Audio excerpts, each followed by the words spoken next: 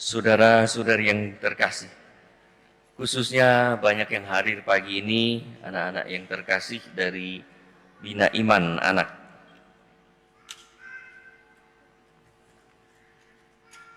Saudara-saudari dan anak-anak yang terkasih,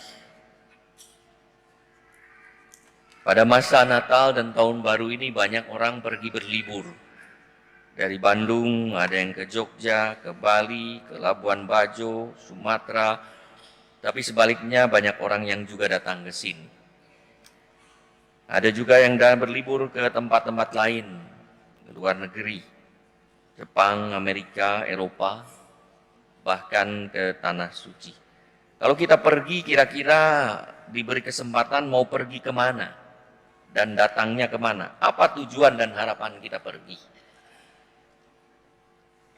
Sementara banyak orang juga datang ke Bandung. Kabarnya untuk mencari makanan di Bandung, jajan pasar dan lain sebagainya. Kita bisa pergi ke mall berbelanja, ke gereja merayakan Ekaristi, ke kafe untuk minum atau nongkrong, ke tempat ziarah untuk berdoa, ke taman bunga untuk penyegaran, atau gunung dan pantai untuk rekreasi. Bahkan juga bisa kita pergi ke rumah sakit menengok kerabat yang diopname, atau mengunjungi panti asuhan dan panti jompo. Ada juga yang mengunjungi rumah duka untuk menghibur saudara-saudarinya yang berduka. Ada begitu banyak tempat yang ditawarkan kepada kita, tetapi mana yang menjadi prioritas? Ada banyak tempat suci dalam kitab suci yang bisa menjadi tempat kelahiran juru selamat, tetapi Allah memilih Bethlehem, kota Daud, sebagai tempat kelahiran. Ada pepatah, anak-anak mungkin tahu nih. Ada gula, ada semut. Artinya apa? Ada gula, ada semut. Apa? Nah ini. Kenapa? Ada gula, ada semut. Tuh jawabannya lain. Anak-anak tahu tidak ada gula, ada semut? Memang betul, kalau kita lihat ada gula, ada manis-manis, biasanya tidak lama kemudian ada semut. Ya. Pepatah ini bisa diartikan juga di mana ada kesenangan, disitulah orang berkumpul.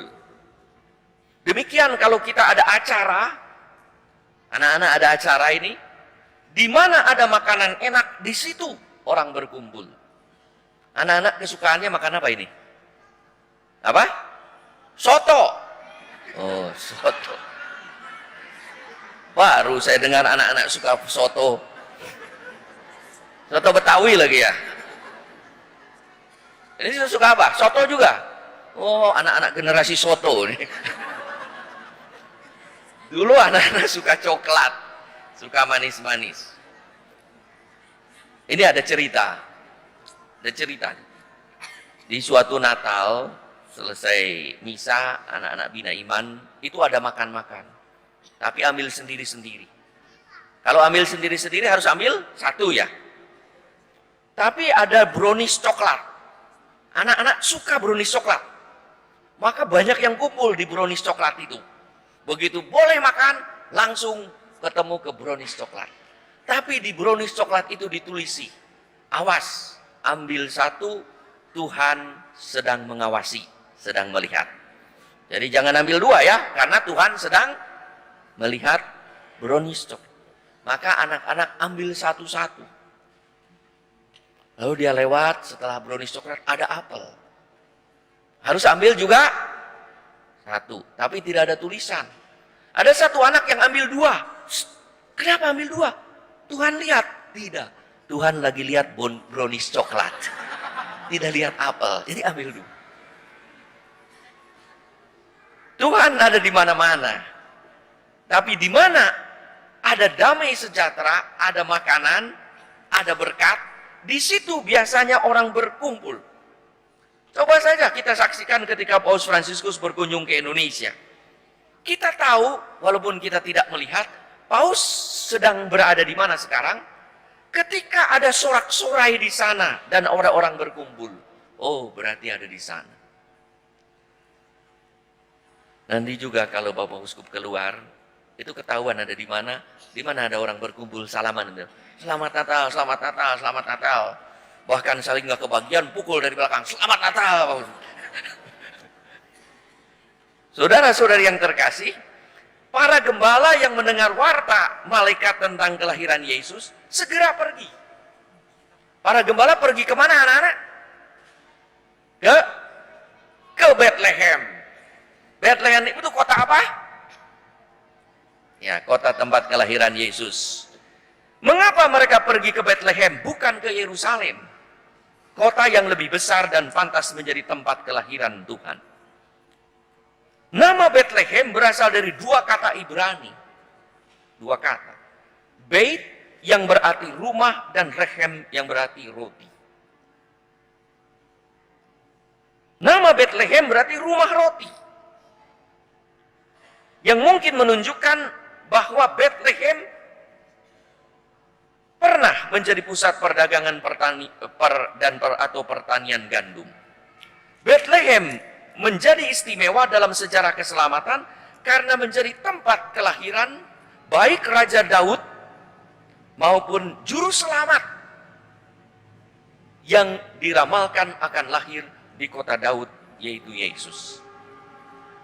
Maka bukanlah kebetulan bahwa Injil Lukas mengisahkan bahwa Yesus bukan hanya lahir di kandang binatang, tetapi ditempatkan di atas palungan yang kita tahu adalah tempat makanan binatang. Anak-anak tahu palungan ya? Yesus itu ya, itu di palungan, banyak jerami. Itu adalah tempat makanan binatang. Ditempatkan di tengah, binatang datang. Yang lapar itu makan. Makanan yang ditempatkan di atas tempat yang disebut dengan palungan. Palungan adalah tempat berkumpulnya binatang yang lapar dan membutuhkan makanan agar tetap hidup sehat. Sang Putra Allah kiranya lahir untuk menjadi makanan bagi manusia yang berada di sekitarnya. Dibaringkan di atas palungan. Ini bukan sembarang palungan, tetapi palungan Bethlehem. Tempat untuk memberi makan di rumah roti hingga yang disajikan pun adalah roti kehidupan, yaitu Yesus sendiri. Yang di dalam Yohanes 6, Yohanes 7, 35, 48, 51, 3 kali Yesus berkata, "Akulah roti kehidupan. Barang siapa makan dagingku, ia tidak akan lapar lagi." Roti kehidupan. Yesus adalah roti kehidupan, roti Ekaristi. Maka perayaan Natal juga adalah perayaan Ekaristi, pemberian makan roti hidup bagi mereka yang berkumpul di sekitar palungan altar Ekaristi.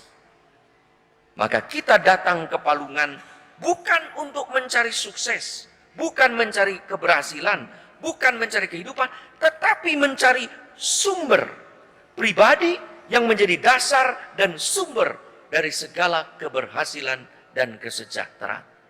Maka kita berkumpul di gereja sebagai tempat berkumpul, palungan itu, tempat makanan, tempat kita memperoleh energi, kekuatan, semangat agar hidup, berjuang, berhasil, selamat dan sejahtera.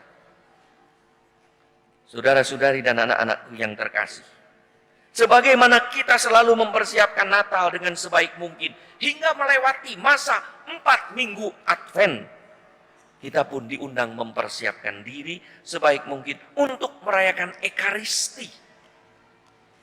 Kalau kita pergi dan berkumpul di sekitar palungan, di rumah roti, di Bethlehem, para gembala, kita yang telah menikmati rahmat kekuatan dari roti hidup ini, Ekaristi, dipanggil juga untuk menjadi palungan. Tempat sesama berkumpul, menimba kekuatan, makanan yang dapat hidup secara sehat. Saudara-saudari yang terkasih, kita dipanggil untuk menjadi Bethlehem baru. Tempat Yesus lahir. Bukan sembarang lahir di hati, tetapi tempat Yesus lahir, tempat di mana makanan itu ada. Tempat orang berkumpul, tempat orang mendapat roti kehidupan. Hingga sesama dapat meneruskan perziarahan di dunia sebagai murid Tuhan. Kalau kita datang ke Ekaristi, ke palungan roti hidup, kita mendapatkan kekuatan. Dan mudah-mudahan Natal ini kiranya menjadi saat yang tepat bagi kita untuk menjadi Bethlehem, rumah roti, di mana Yesus lahir di hati dan hidup kita sungguh menjadi palungan bagi sesama, menjadi sumber kekuatan bagi sesama, sungguh menjadi tempat berkumpul orang lain, sehingga banyak orang berkumpul di sekitar kita dan mengalami damai sejahtera. Dan itulah efek dari Natal yang kita rayakan. Bagaimana kita memperoleh kekuatan dari palungan altar ini sendiri, dan bagaimana kemudian kita menjadi palungan bagi sesama, bagi menjadi Bethlehem, menjadi rumah roti yang menjadi sumber kekuatan bagi sesama. Selamat Natal, Tuhan memberkati kita.